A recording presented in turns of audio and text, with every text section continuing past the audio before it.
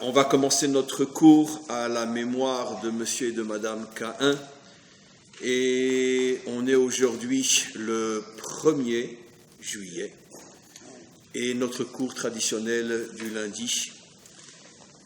Et dans cette paracha, Parashat Chukat, on assiste à quelque chose de tout à fait incompréhensible. Il est décrété sur Moshe, comme nous le savons, qu'il ne rentrera pas en Israël.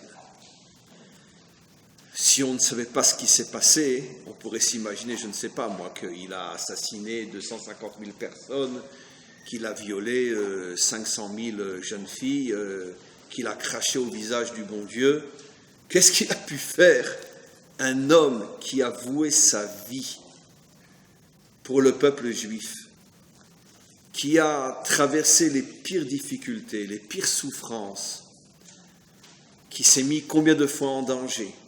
Un bref rappel, comme Rachi nous le dit, quand il avait 18-20 ans, comme c'était bien sûr quelqu'un d'extrêmement brillant, il a grandi dans le palais de Pharaon. Pharaon voyait en lui son héritier. Il ne voyait personne qui pouvait prendre sa place à part son petit-fils, le fils de sa fille. Et il organise, tout ça c'est dans Rachi, je détaille bien sûr un petit peu, Pharaon organise une grande fête avec tous les grands d'Égypte pour nommer officiellement Moshe futur pharaon d'Égypte. Et ce jour-là, Moshe sent qu'il est en danger spirituel parce que même si c'est Moshe, grâce à Dieu, c'est un homme. Et donc si c'est un homme, il a forcément lui aussi des faiblesses. Et Moshe a très peur que s'il ne fait pas immédiatement quelque chose qui remettra en cause la possibilité qu'il soit lui-même le futur pharaon, va savoir s'il résistera à la tentation. Et ce jour-là, il sort voir ses frères. Nos maîtres posent la question, quoi, ce jour-là, il sort voir ses frères, il n'est jamais sorti dehors, il a quand même 20 ans. Oui, mais les autres jours, il passait. Mais ce jour-là, il décide de faire quelque chose qui va rendre impossible sa nomination. Il cherche qui il pourrait tuer. Il n'est pas à ce point un voyou pour tuer n'importe quel gardien qui est en train de fouetter des Juifs, parce que, évidemment, même s'il le mérite, c'est pas suffisant aux yeux de Moshe. Et puis bon, il voit cette histoire de ce gardien égyptien qui est en train de battre à mort un Juif, et Moshe, qui a le roi Hakodesh, qui est capable de voir au-delà des yeux de chair, comprend qu'en vérité que cet Égyptien est en train de tuer ce Juif parce qu'il veut lui prendre son épouse. Et donc c'est une justification suffisante aux yeux de Moshe, et il le tue. Il le tue, c'est-à-dire qu'il signe son arrêt de mort. Quelques jours après, il est arrêté, il va être décapité, il arrive à s'enfuir, il passe 60 ans en Afrique, il deviendra roi d'une tribu africaine, il épousera une africaine, et après il retourne, il s'en va d'Afrique, il arrive en Midian, la fameuse Médine aujourd'hui, qui est une ville d'Arabie Saoudite. Et c'est là qu'il rencontre sa deuxième épouse, Tzipora, et c'est là qu'il reçoit l'ordre de devenir le libérateur. Et à ce moment-là, il va devoir se mettre dans une situation où, d'après la logique, le bon sens et toutes les bonnes raisons du monde, et d'après toutes les lois de la nature, il n'a aucune chance de s'en sortir, affronter Pharaon. Et il affrontera Pharaon, il s'en sortira. Et il sort Israël d'Égypte. Et comme je l'ai dit dans le dernier cours, si je ne me trompe pas, et je le dis souvent, c'est une blague très sérieuse. La grandeur véritable de Moshe, c'est qu'il arrive à supporter notre peuple pendant 40 ans dans le désert, ce qui est un exploit inimaginable. Chez nous, les premiers ministres tiennent 4 ans au maximum. Enfin, ça fait longtemps qu'ils n'arrivent même plus à tenir 4 ans, ils tiennent 2 ans. Parce que supporter notre peuple plus de 2 ans, c'est impossible. C'est pour ça qu'Hachem nous a choisis, parce qu'il sait que s'il réussit avec nous, il réussira avec tout le monde. Et donc, 40 ans dans le désert, il arrive à supporter les Juifs. Et ça y est, on est à la frontière, ça y est, on rentre. Donc ça y est, toute sa vie, il l'a donné pour ce peuple. Toute sa vie. Il a 120 ans. Et ça a commencé à l'âge, en fait, ça a commencé à l'âge de 3 mois, quand sa sœur l'a mis dans la corbeille pour échapper à la noyade. Toute sa vie, il a vécu loin des siens, loin de sa famille, loin de son peuple, 60 ans en Égypte, en Afrique.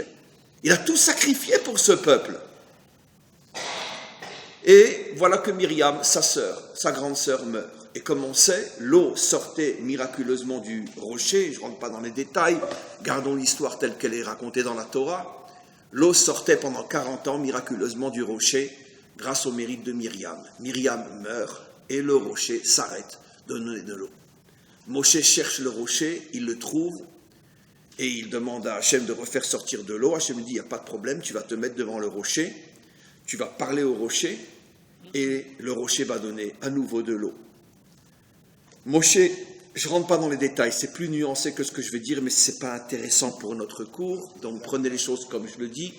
Moshe se met devant le rocher et va savoir pourquoi, je vais expliquer pourquoi, parce qu'en vérité, 40 ans auparavant, il y avait déjà eu la même histoire, et là, Hachem lui avait dit de frapper le rocher, pas de parler, de frapper le rocher. Et là, Moshe Kaniré a un bilboul, il ne se rappelle plus, il m'a dit de parler, il m'a dit de frapper. Bon, comme c'est sûr qu'une fois j'ai frappé, ça a marché, et je suis sûr d'avoir entendu au moins une fois frappe le rocher il y a 40 ans, j'étais jeune, j'avais 80 ans, et donc... Est-ce que Hachem lui dit de prendre son bâton? Oui, en plus, Hachem lui avait dit de prendre, merci, Hachem, même s'il lui avait dit de parler, lui dit de prendre son bâton. Donc, il me dit de prendre mon bâton, il y a 40 ans, il m'a dit de prendre mon bâton et il frappe le rocher, Kaniré qu'il faut le frapper. Il le frappe, et le bon Dieu, qui est si bon, d'accord, lui dit, taré mental, tu rentreras pas en Israël.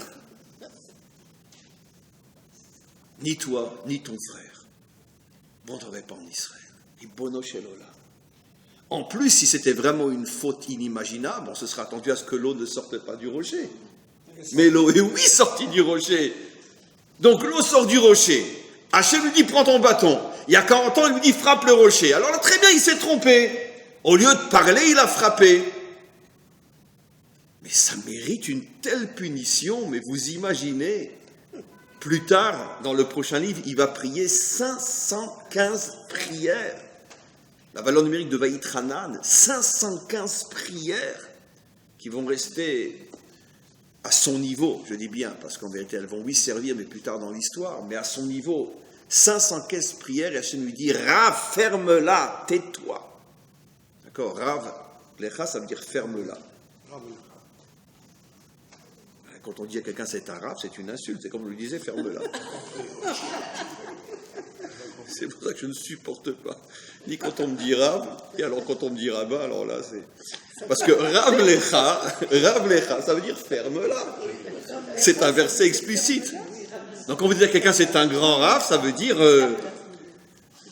il ferait mieux de la fermer. En plus, s'il est âgé, c'est un Rav âgé. Voilà. Alors vous imaginez, un Rav âgé à qui vous dites ferme-la. Donc...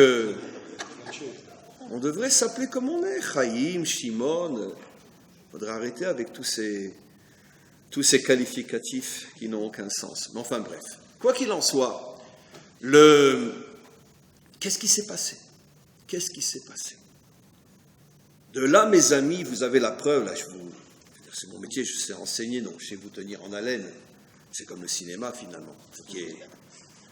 Mais de là, vous comprenez, c'est pour ça que je vais doucement et je fais exprès de faire du cinéma, bien que ce n'est pas du cinéma, c'est vrai. Mais de là, vous comprenez à quel point, c'est un exemple parmi des milliers, croyez-moi, à quel point ceux qui n'ont pas les clés pour comprendre la Torah, c'est impossible qu'ils la comprennent. Vous pensez qu'il y a des millions de personnes depuis 4000 ans que la Torah a été donnée, qui prennent cette histoire kepshuto, comme elle est écrite. Mais comment un homme qui a ne serait-ce qu'un centième de cerveau dans la tête peut croire que cette histoire, il faut la comprendre comme elle est écrite? C'est impossible. Sinon, excusez-moi, on ne demande de ne pas entendre, sinon on n'en veut pas du bon Dieu. Un bon Dieu comme ça, on n'en veut pas, c'est pas possible. Qu'est-ce qu'il a fait le pauvre? 120 ans, il te donne de sa vie, et parce qu'il a frappé au lieu de parler, alors que toi, il y a 40 ans, tu lui as dit de frapper. Ça veut dire quoi? Ça mérite une telle punition? Qu'est-ce qui s'est passé? Encore une fois, de là, vous avez la preuve, mes amis, que si nous n'avons pas les maîtres d'Israël pour nous ouvrir les murailles fermées de la Torah écrite, il est absolument impossible de la comprendre. Et si malheureusement on la comprend telle qu'elle est écrite, alors c'est encore pire que de ne pas la comprendre. Comment tu peux imaginer que le texte n'est pas codé complètement, les carottes sont cuites? Vous imaginez, comme j'expliquais il n'y a pas longtemps, un général des services secrets allemands qui entend les carottes sont cuites. Alors son supérieur lui dit, alors qu'est-ce que tu as entendu? Pas de problème, les carottes sont cuites. D'accord. Oui, mais quelques heures après, c'est le débarquement. Ça s'appelle les carottes sont cuites. La Torah, c'est les carottes sont cuites. Il n'y a aucun verset, aucun mot, aucune lettre, aucun espace entre les lettres que l'on a le droit de prendre comme il est écrit. C'est que des codes. Et si tu n'as pas le décodage, eh ben, tu vas subir le débarquement. Ça veut dire que le mensonge va t'envahir et tu vas croire que tu comprends la Torah et tu ne comprends rien. Qu'est-ce qui s'est passé? Qu'est-ce qui s'est passé? Alors, Baruch Hashem, on a les maîtres d'Israël qui nous expliquent à quoi cette métaphore fait allusion et quel est le décodage. Il nous explique la chose suivante. Pourquoi, il y a 40 ans, il fallait frapper le rocher, et pourquoi 40 ans après, il faut parler au rocher? L'explication est la suivante. Quand je dis l'explication, c'est-à-dire notre explication, bien évidemment. Ne croyez pas qu'on explique tout ce qui est dit à ce sujet-là. Dites-moi, mes amis, je vais vous donner un exemple très simple. Est-ce qu'il est dit dans la Torah que quelqu'un qui est Mechalel Shabbat, qui profane Shabbat devant 2 témoins, qui le préviennent que c'est interdit, et il dit « je le sais, mais je le fais quand même ». On a un exemple dans la Torah, le Mekoshesh. Il y a quelques parachiotes, la paracha des explorateurs, à la fin de la paracha. Et donc, il profane Shabbat devant témoins, parce que si il n'y a pas de témoins dans n'importe quel tribunal du monde, on ne peut rien faire, même dans un tribunal laïque, aujourd'hui, dans le monde. Donc, évidemment qu'il y a des témoins, d'accord? Et son action est rapportée devant le tribunal. Est-ce qu'il est passible de mort? Oui. La Torah est dure quand même. Hein? La Torah est très dure. Vous imaginez quelqu'un, il veut rentrer dans sa chambre parce qu'il cherche quelque chose et il fait noir et il veut appuyer sur l'interrupteur pour voir clair. D'accord? Et il y a 2 hommes qui sont avec lui. Il dit, hey, tu n'as pas le droit, c'est Shabbat. Tu sais que c'est très très grave, c'est très interdit. Il dit, je sais, mais je m'en fous. Attends, mais si tu fais ça, nous on t'amène au tribunal, hein. Je m'en fous, royalement. D'accord? Il ne prend pas ça au sérieux. Il appuie sur l'interrupteur. Il l'amène au tribunal. D'après la Torah, il est passible de mort. D'accord? Ah non, il faut 3 témoins. Non, 2. Alors 2, ça 2. On se croirait, franchement, on se croirait en Iran, en Arabie Saoudite. Hein. D'accord. Et quelle va être sa mort? Skila. C'est quoi skila? C'est pas bouskila. lapidé. Skila, c'est quoi? Lapidé. Lapidé. Vous imaginez un bonhomme, il allume la lumière pour chercher un objet dans sa chambre. Le Shabbat, il est lapidé. C'est marqué dans la Torah. Hein. C'est dur. Heureusement qu'il ne fait pas ça pour tout le monde. C'est dur. Hein. C'est dur. Voilà. Imaginez-vous un jeune homme qui voit une jeune fille célibataire passer dans la rue, il la suit, il l'attrape, il la viole et il s'enfuit. Des témoins l'ont vu, des témoins lui ont parlé, il s'est enfui, il est retrouvé, il est rattrapé, il est amené au tribunal. Quelle sera sa punition? Il est passible de mort? Non. Alors bon, rentrons pas dans les détails, mais en tout cas, il n'est pas passible de mort. J'appuie sur un interrupteur, je vais être lapidé, je viole une jeune fille. Je ne suis pas condamné à mort. Vous reviendrez lundi prochain après ce que je vais dire maintenant? Très bien. Sincèrement, je comprends pourquoi il y a tellement de juifs qui ont abandonné la Torah. Hein. Je comprends pourquoi il y a tellement de juifs qui ont abandonné la Torah. Parce que je veux dire, c'est complètement fou cette affaire-là. Tu appuies sur un interrupteur, tu es lapidé, tu violes une jeune fille, tu n'es pas condamné à mort.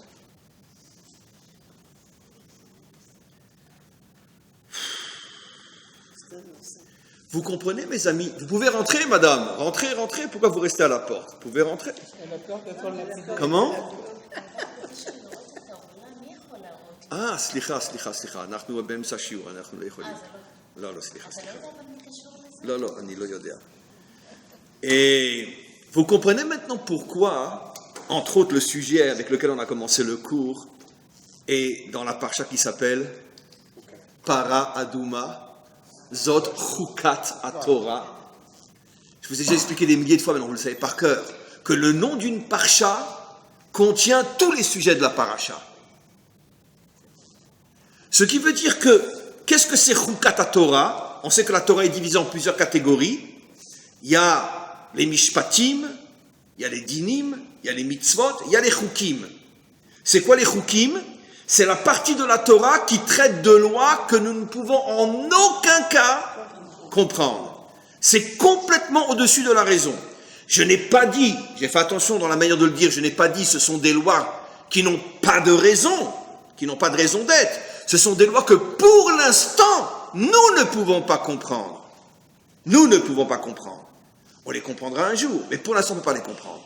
C'est complètement au-dessus de la compréhension.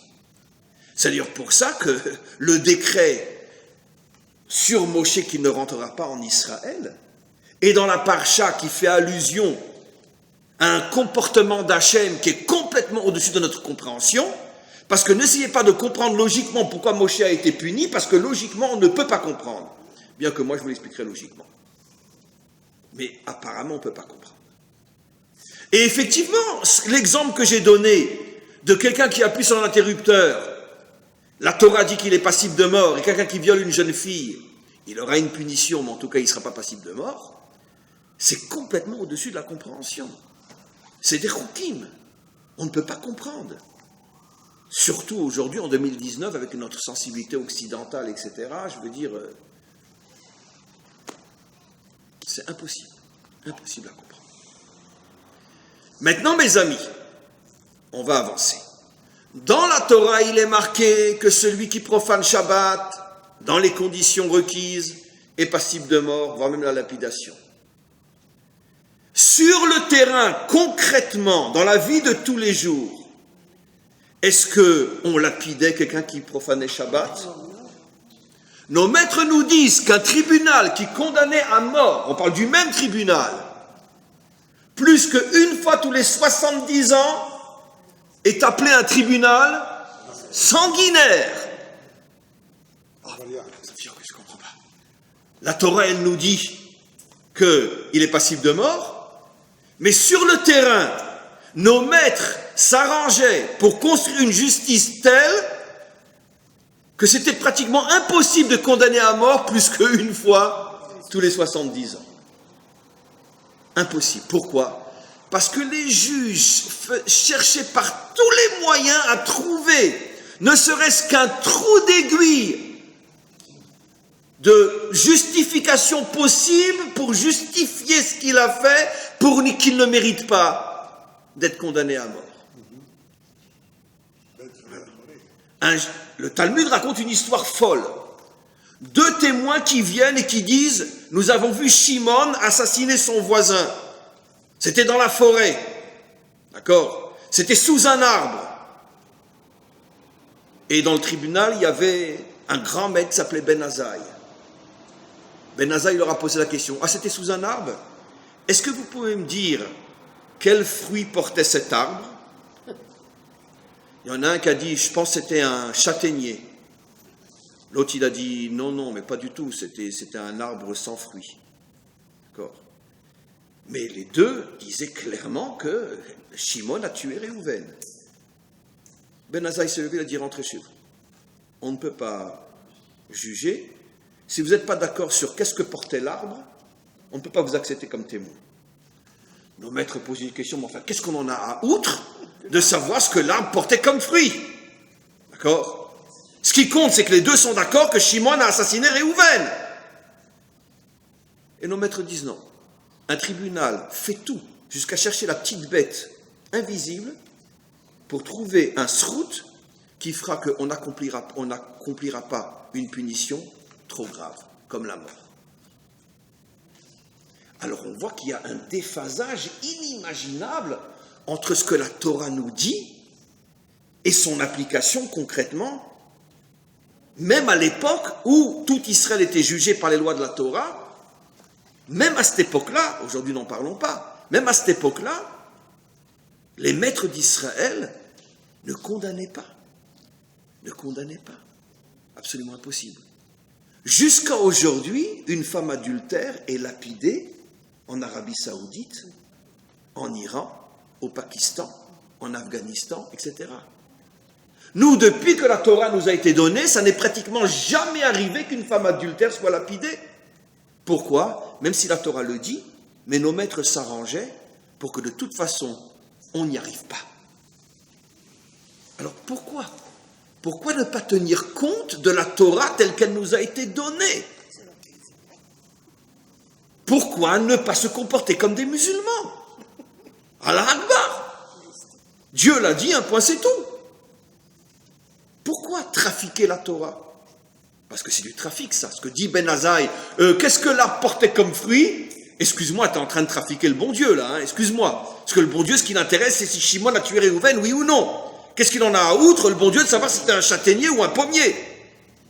Franchement. Alors pourquoi tu trafiques la Torah? C'est notre histoire dans cette paracha. Et comprenez bien le sod absolument incroyable. Quand on est sorti d'Égypte, dans un premier temps, Moshe a frappé le rocher pour faire sortir de l'eau. Dites-moi, l'eau, ça vous fait penser à quoi? L'eau, c'est un code qui fait allusion à quoi? À la Torah. Nos maîtres nous disent des milliards de fois dans toute la Torah, En Maïm et la Torah. Pourquoi la Torah est comparée à l'eau? Parce que l'eau, c'est la vie. 90% du corps, c'est de l'eau. Tout ce qu'on mange vient de l'eau. Sans eau, c'est le désert, on meurt. Donc l'eau, c'est la vie. C'est pour ça que dans toute la Torah, l'eau s'appelle Maïm Chaim. Et l'eau qui sort du rocher, pourquoi le rocher c'est la Torah? Parce que c'est vrai que dans sa forme, on pourrait dire extérieure, la Torah elle est dure.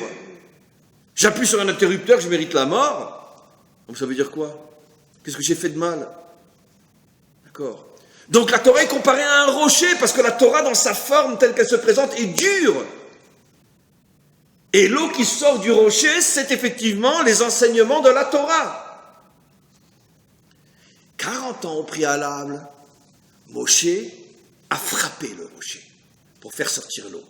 Frapper, ça fait allusion à la punition. Parce que Moshe, à ce moment-là, nous a présenté la Torah telle qu'elle est, dans sa forme originelle. Originelle, pardon. Dans sa forme originelle, effectivement, que la Torah se présente comme quelque chose de dur qui punit. Et si tu fais, je te cogne. Et si tu fais pas, je te cogne aussi. Alors qu'est-ce que je fais? Tu te la fermes et tu fais. Très bien. Et c'est ça la Torah.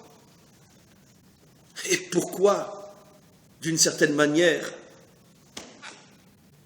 ne prenez pas mal ce que je dis, je vais essayer de le dire de la manière la plus nuancée possible, mais pourquoi, quand il y a 2000 ans, un groupe de juifs qui a essayé de revoir la Torah a tout fait pour abolir la loi? Parce que l'aspect loi de la Torah, c'est l'aspect insupportable de la Torah. L'esprit de la Torah, oui, mais pas la lettre de la Torah, la loi de la Torah. Elle est dure, elle est comme ce roc, comme ce rocher. Et donc, on va essayer de contourner la loi. Et ne vous faites aucun doute, 80,9% des Juifs qui n'accomplissent pas la Torah aujourd'hui, le point de départ, c'est une révolte contre la loi. Et surtout dans le monde d'aujourd'hui où on voit faussement, mais on voit malgré tout ce que À quoi ressemble un peuple qui accomplit la loi à la lettre? On le voit chez nos voisins. Et donc je comprends que le monde de Tel Aviv dit, mais j'ai absolument pas envie d'être un Iranien. J'ai pas envie d'être un Saoudien.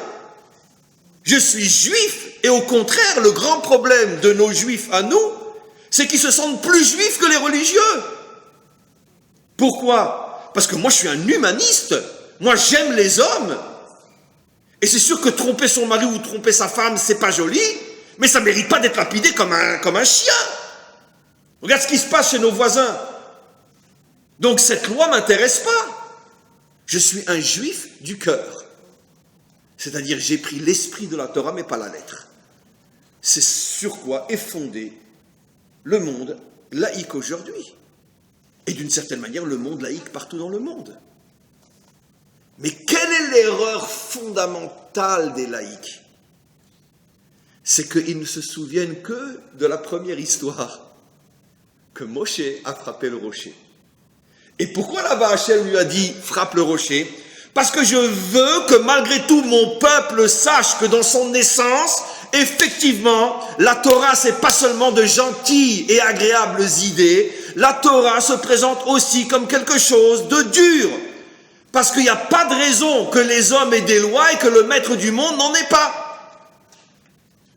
Il n'y a pas de raison que quand je roule en voiture, on m'oblige à rouler à droite et pas à gauche. Il n'y a pas de raison qu'on me dise tu t'arrêtes au rouge et tu continues au vert. Et pourquoi le bon Dieu n'aurait pas le droit de me dire ça tu manges, ça tu ne manges pas. Ça tu fais, ça tu ne fais pas. Pourquoi les hommes ont le droit d'imposer des lois et le maître du monde n'aurait pas le droit d'imposer des lois? Donc, au tout début de notre existence, quand nous sommes sortis d'Égypte, le maître du monde a tenu à nous faire comprendre que dans son essence, la Torah est oui, rigoureuse. On ne peut pas séparer la loi de l'esprit de la Torah. Oui.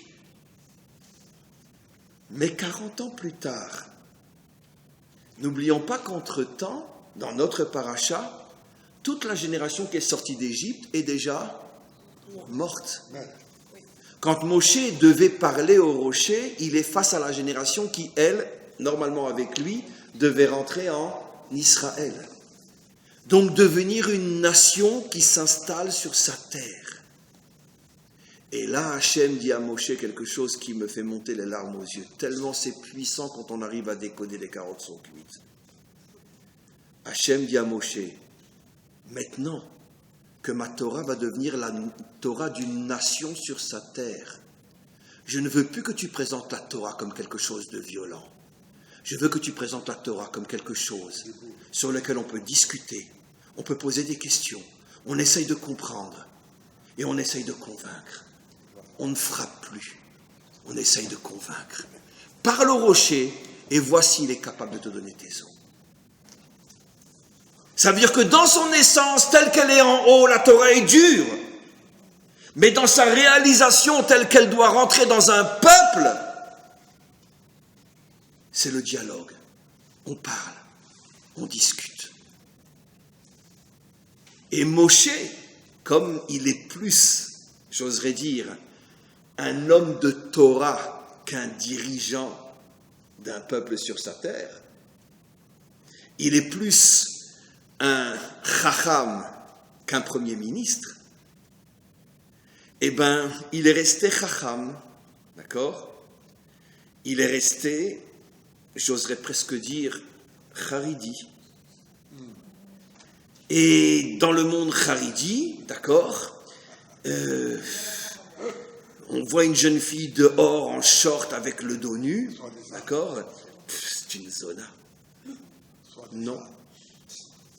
Je me rappelle, il y a presque plus de 20 ans, quand, comme tout le monde, on arrive en Israël et je rentrais dans une administration, c'était l'été.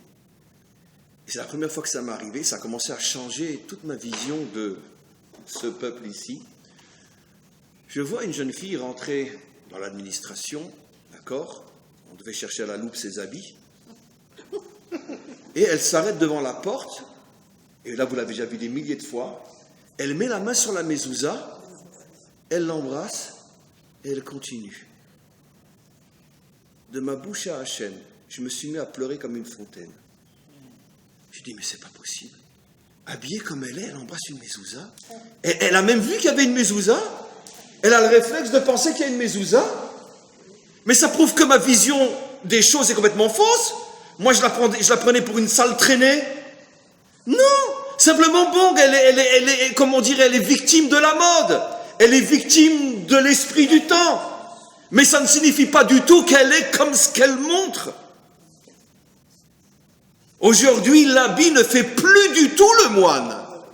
Plus du tout. Et tu peux avoir quelqu'un de très très très bien, même s'il est habillé hyper court. Je ne justifie pas qu'on a le droit d'être habillé hyper court, qu'à Dieu ne plaise. Mais je veux simplement dire qu'aujourd'hui, le hyper court ne signifie pas qu'on est en face d'une traînée. Pas du tout.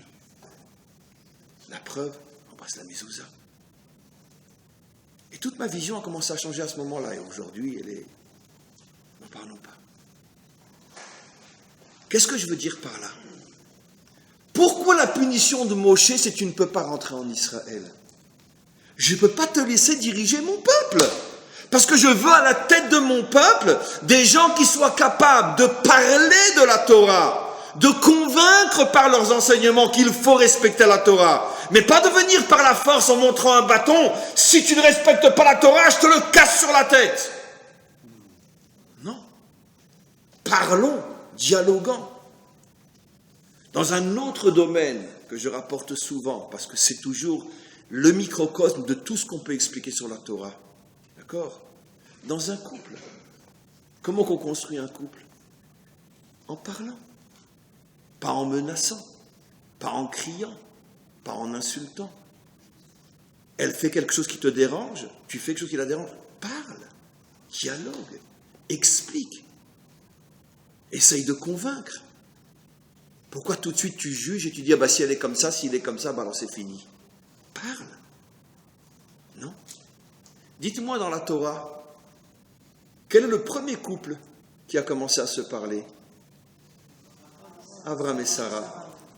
Vous remarquerez que depuis Adam et Ève qui ne se sont jamais parlé, comme par hasard, le couple fondateur d'Israël, c'est le premier couple qui se parle. Pour nous faire comprendre quoi? Que s'il n'y a pas de dialogue, il n'y a pas de vie, il n'y a pas d'humain, il n'y a rien. Si c'est vrai au niveau d'un couple, à plus forte raison au niveau d'une nation. Nous voulons que la Torah se répande partout dans notre peuple. Alors, essayons de convaincre notre peuple. Maintenant, je vais vous dire des choses très, très, très choquantes. D'accord?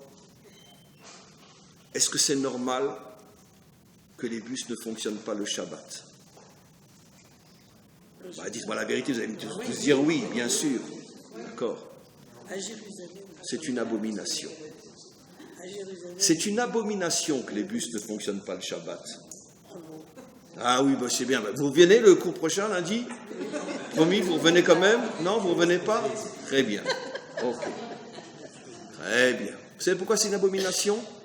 Parce que ça a été imposé par la force, par le pouvoir politique, des partis religieux qui, pour pouvoir donner d'autres choses, on négocie, on dit, vous nous donnez les autobus le Shabbat, et on vous donnera qu'on se met avec la droite ou avec la gauche, peu importe.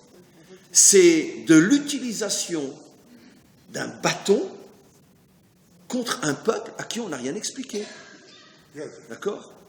Parce qu'il y a des centaines de milliers de juifs le Shabbat qui voudraient prendre le bus et qui ne peuvent pas le prendre parce qu'il y a eu un accord politique, donc un accord forcé entre les milieux religieux et le gouvernement. On vous donne, vous nous donnez. Eh bien, c'est ça, frapper le rocher. Au lieu de sortir et d'expliquer à tout Israël pourquoi c'est important qu'il n'y ait pas de bus Shabbat, non, on prend des raccourcis, on utilise la force politique et on impose à la majorité des juifs israéliens ou d'acheter une voiture ou de rester chez eux le Shabbat. C'est ça la faute de Moshe. Hachem a dit à Moshe, toi tu ne peux pas être le leader de mon peuple. Impossible, reste dans le désert. Tu ne peux pas. À mon peuple, je veux qu'on lui parle, pas qu'on lui impose des choses. J'ai dit que les bus doivent fonctionner le Shabbat, chas v'shalom. J'ai dit que la manière dont on les empêche de fonctionner, est fausse. On ne parle pas, on n'explique pas. Très bien. Là, je vais dire quelque chose qui va vraiment, alors là, vous choquer.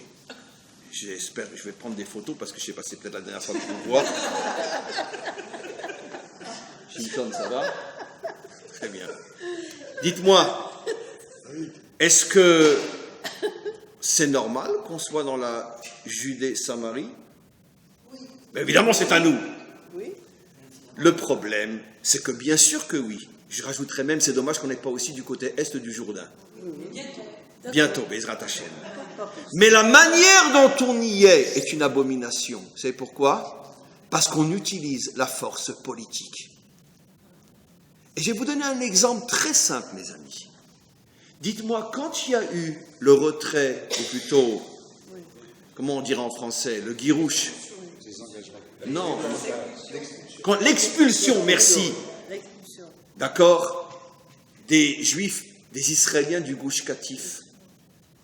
Vous avez vu le peuple réagir? D'abord, c'est la droite qui les a mis dehors. Et le dirigeant le plus droitier de tous les droitiers de la droite, Sharon. Vous avez vu des manifestations dans la rue? Oui, très bien, quelques-unes. Allez, bon, d'accord, à la loupe, très bien. D'accord, des minuscules petites, genre on fait quelque chose, et de toute façon toutes orchestrées par les gens du Gush Katif eux-mêmes, qui envoyaient des gens à eux bloquer les routes. Il suffisait de les voir pour voir que c'est des gens du Gush Katif, ce n'était pas des Israéliens de Tel Aviv, ni de Jérusalem, ce n'était pas la communauté française de Baka, il n'y a aucun risque. Très bien. Et donc, vous avez vu que le peuple a réagi, le peuple s'est soulevé, etc. Très bien. Maintenant, je vais vous dire quelque chose d'extraordinaire. De ma bouche à Hachem, je n'en rajoute pas un mot. Moi, après le Guirouche, j'y étais comme des milliers d'autres le Shabbat avant le Guirouche était un dimanche, et j'ai passé le Shabbat juste avant, là-bas. Et on est parti après le Motzei Shabbat. Combien de rabbinim, entre autres le Rav de Nevet Kalim, je ne citerai pas son nom, peu importe, combien de rabbinim ont dit, quand ils ont vu que finalement tout le peuple les a abandonnés, vous savez ce qu'ils ont dit, et moi je l'ai entendu de leur bouche, vous savez pourquoi finalement on s'est fait avoir? Moi, j'étais le Shabbat avant le Guirouche à Nevet Kalim, dans le plus gros yeshuv de Gush Katif. Et le Rav de Nevet Kalim, d'accord, qui après a failli se tirer une balle dans la tête pour ce qu'il avait dit, tellement il n'y croyait pas. Il est devant nous, on est des milliers venus de tout Israël, en plus de ceux qui sont sur place, à l'entendre. Et il dit, ça devait commencer le lendemain, le Guirouche. Et il dit, mes amis, ne vous inquiétez pas. C'est impossible qu'il nous expulse. D'accord? Notre peuple ne laissera pas faire. Ne vous inquiétez pas. Et le lendemain, en quelques heures, ils étaient tous dehors.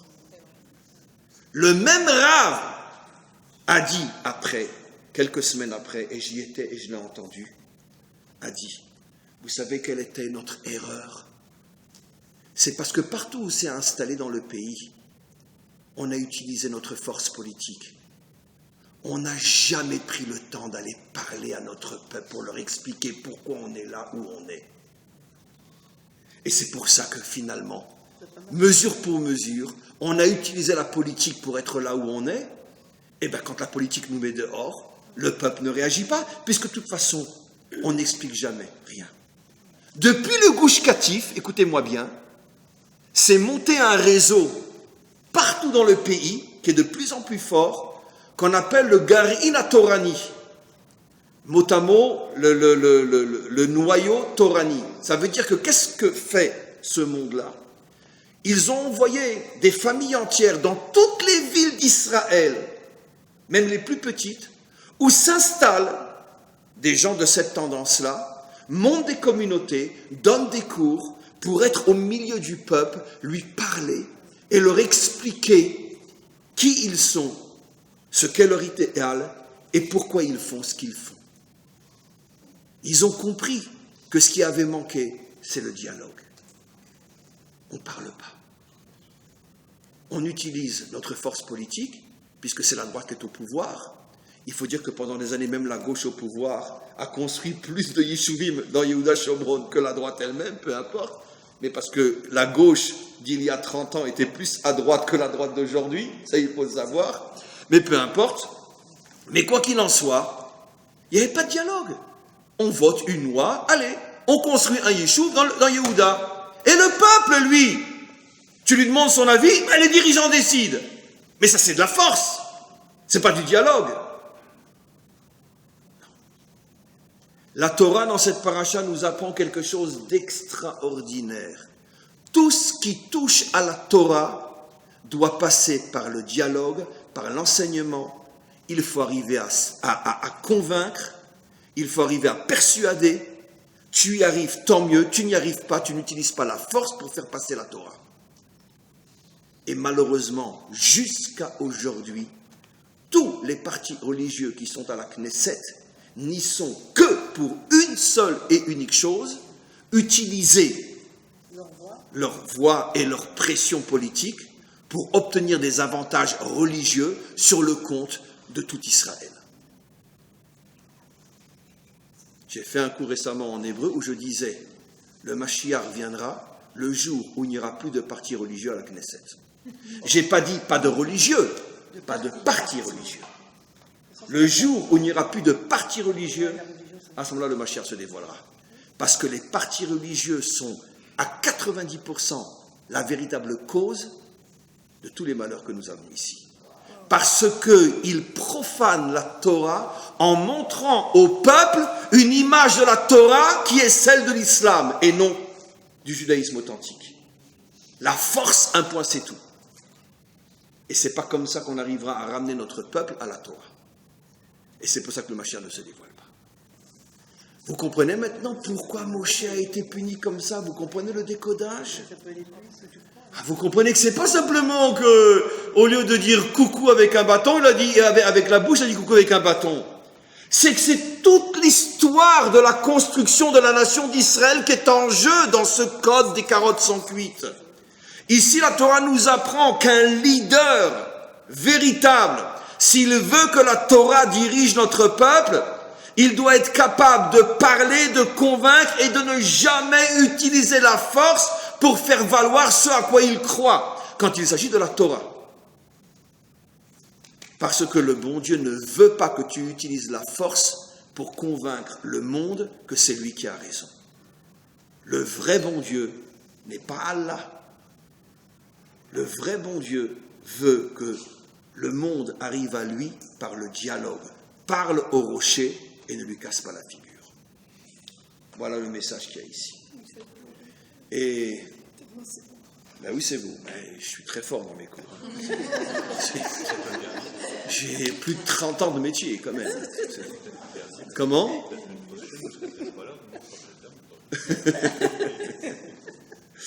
Non, ce cours en français, j'ai pas trop de risques. Mais je l'ai fait en hébreu. Et alors là, ce cours en hébreu, il me met beaucoup, beaucoup en danger. Mais en français, bon, ça reste entre nous. Je veux dire, les leaders israéliens à la Knesset ne vont pas entendre le cours en français. Mais par contre, je l'ai fait en hébreu. Alors là, je risque ma peau. Mais de toute façon, ça fait longtemps que j'ai déjà plus de place et j'ai des balles partout. Donc, c'est pas grave. Mais quoi qu'il en soit, on comprend donc ce qu'est la faute de Moshe. J'ai pas fini. Je vais maintenant mettre le gâteau, la cerise sur le gâteau. Vous remarquerez donc que Moshe est puni, mais par contre, ce qu'on ne comprend pas bien, c'est que Aaron aussi est puni à ce moment-là. Et là, tous nos maîtres s'étonnent, ils disent, mais attends, mais Aaron, il n'était pas dans le coup. Il n'y a que Moshe. Alors, il y en a qui disent, mais ils sont très vite contredits. Oui, mais parce qu'il aurait peut-être pu empêcher son frère. Depuis quand Aaron va empêcher son frère de... C'est pas aaronique comme comportement. Donc, qu'est-ce qui s'est passé? Continuons un petit peu la paracha.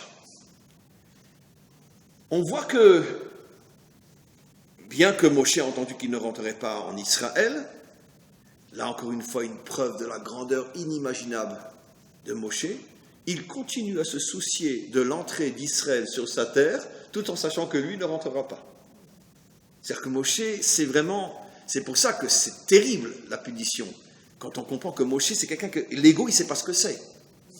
C'est pour ça que la Torah, c'est le plus humble des hommes. Un homme qui a donné 120 ans de sa vie, qui arrive à la frontière de l'ultime réalisation de son rêve, et qu'on lui dit tu rentres pas, et qui continue à s'occuper de son peuple comme s'il lui allait rentrer, c'est vraiment incroyable. Vous comprenez ce que c'est Moshe. Mais bon.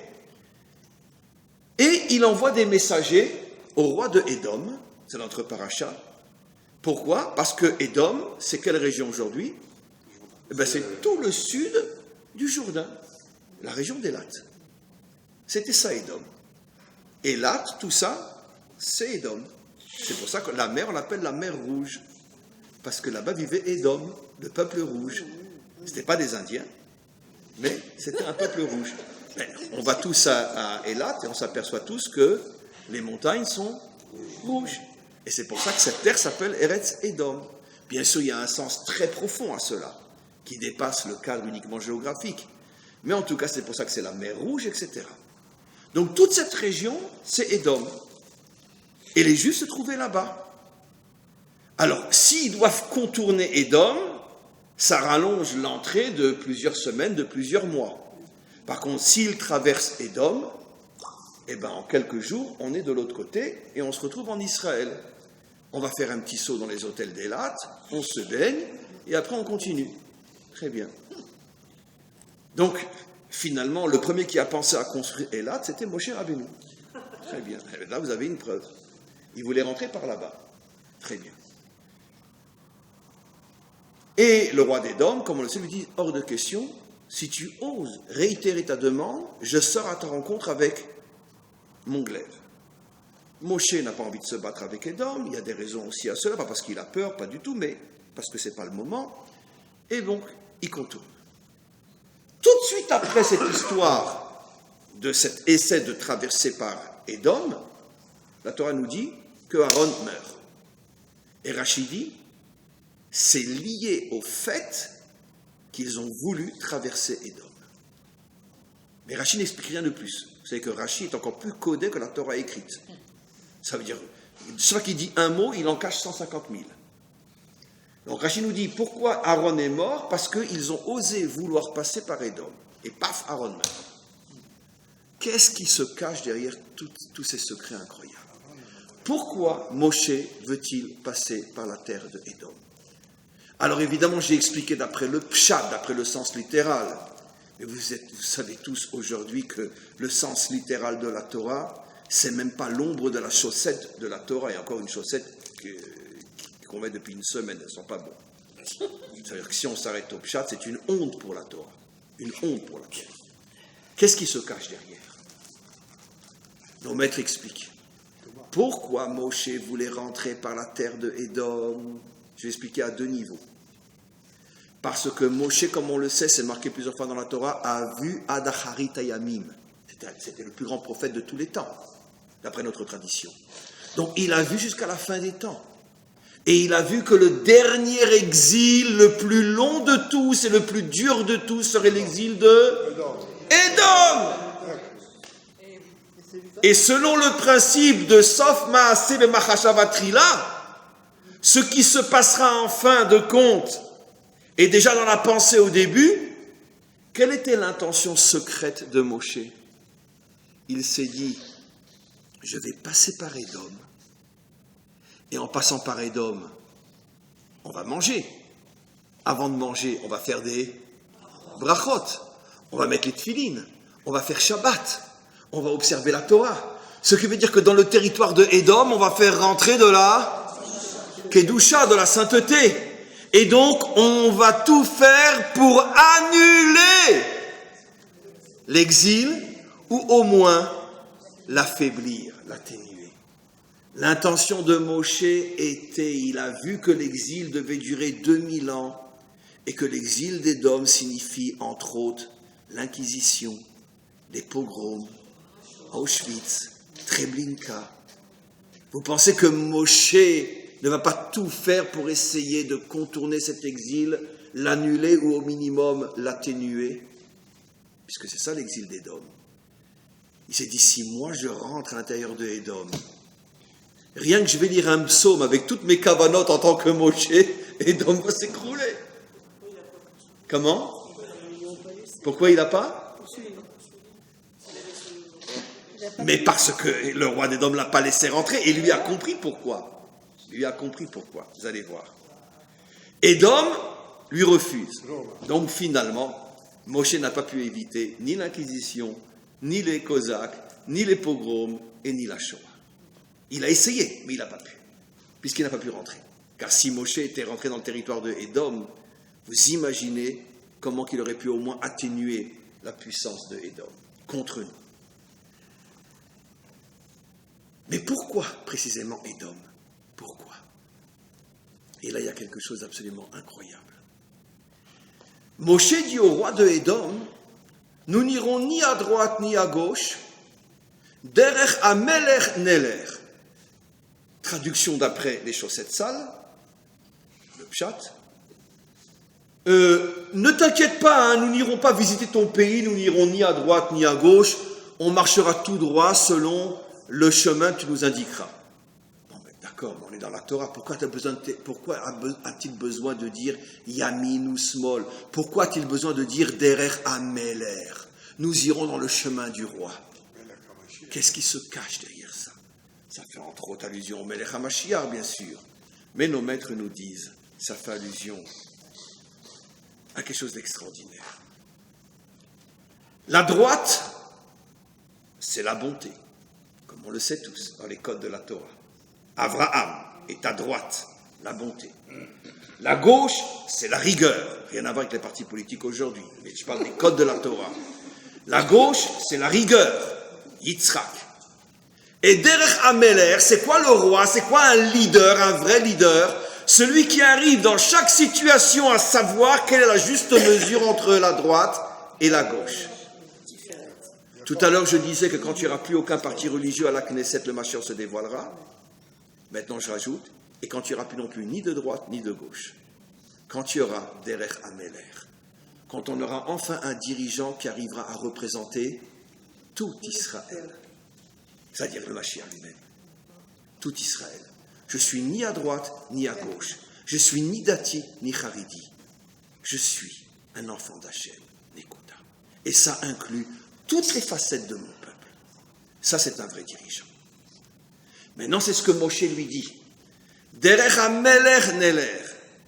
Ça veut dire que quoi? Nous voulons construire une nation qui ne sera ni à gauche ni à droite. On ne sera pas une nation qui ne parle que d'amour.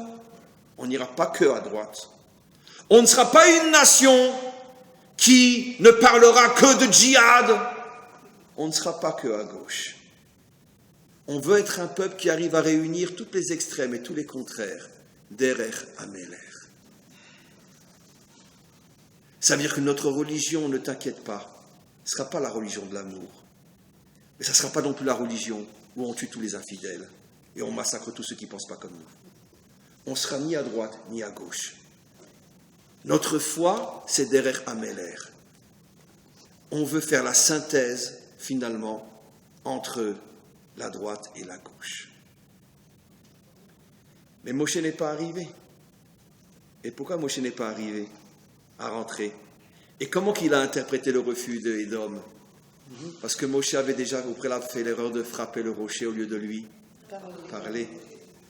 C'est-à-dire que Moshe avait déjà montré que finalement, malgré toutes ses bonnes intentions, il n'a pas pour l'instant la carrure d'un vrai leader. Il est un petit peu trop haredi. La loi. Et donc tu es un petit peu trop à gauche, Moshe. Ne vote pas pour Barak cette fois-ci. Tu es un petit peu trop à gauche. D'accord. Et maintenant, et pourquoi Aaron est mort tout de suite après? Parce que Aaron, il est un petit peu trop à droite. Mais mes amis, ne prenez pas mal ce que je veux dire. Mais nous savons, notre tradition nous enseigne depuis 4000 ans que toute l'histoire humaine non juive s'enracine dans la Torah. Et à plus forte raison notre histoire. Eh bien, la racine thoraïque du christianisme, c'est Aaron, et la racine thoraïque de l'islam, c'est Moshe qui a frappé le rocher. Voilà. Moshe a essayé de réparer en disant, nous n'irons ni du côté de Aaron, ni de la faute que j'ai fait de frapper le rocher. Je te promets qu'on va passer au milieu. Mais le roi de Édom lui dit, c'est trop tard, Moshe. Parce que toi et ton frère, vous avez déjà tous les deux fait la faute qui prouve que toi, tu es trop à gauche et lui, il est trop à droite. Toi, tu es trop à gauche. Tu as frappé le rocher au lieu de lui parler. Et ton frère est trop à droite. Quand ils sont venus lui demander, pour la faute du veau d'or, d'accord, de participer, au lieu de dire, tuez-moi comme l'a fait Rour, tuez-moi, mais moi je ne participerai pas, qu'est-ce qu'il a fait Aaron? Bon, il faut les comprendre, Moshe n'est pas revenu, aime ton prochain comme toi-même, etc., etc. Et finalement, il a fait un excès d'amour pour son peuple. Et donc, le roi d'Édom lui dit, toi, ton frère, il est trop à droite, et toi, tu es trop à gauche. Et donc, vous ne pouvez pas pour l'instant avoir le Derer Améler. D'une certaine manière, c'est exactement ce que nous revivons aujourd'hui en Israël. On a le monde de la Torah d'un côté, dont beaucoup sont trop à gauche, pas dans le sens politique du terme, et on a, l'Israélien classique qui lui, Mitzadaga Hava, le défilé gay, on s'aime, on est tous pareils, voilà. Eh bien, le roi d'Édom ne s'est pas trompé quand il a dit à Moshe, t'inquiète pas, jusqu'au Mashiach, vous êtes ou à droite ou à gauche. Mais vous n'êtes pas au milieu. Vous avez vu tous les codes qu'il y a là-dedans? C'est incroyable, hein? Incroyable.